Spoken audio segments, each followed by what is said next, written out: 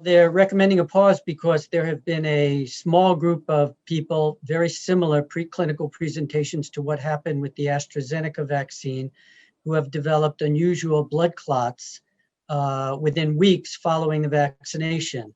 The numbers are very small. They've been predominantly women, mostly young women, up to the age of 45 with the AstraZeneca vaccine. Most of them were young women too. There was one man.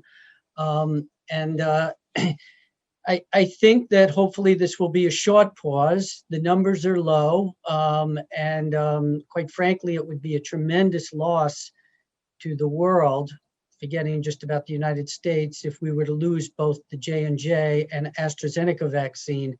And I think before people overreact and spin this out of control, we need to constantly think about the risks versus the benefits of everything we do. And so far, the numbers are very low, and perhaps this vaccine's use could be somewhat limited in certain selected groups of people who seem to be at highest risk of the problem.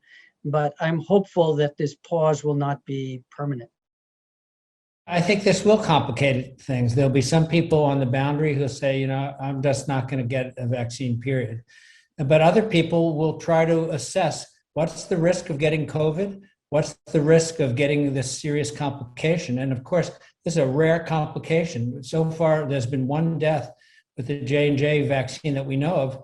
There have been millions of people who have received that vaccine already. So it is a rare event. And so we're going to need to get more data during this time of pause.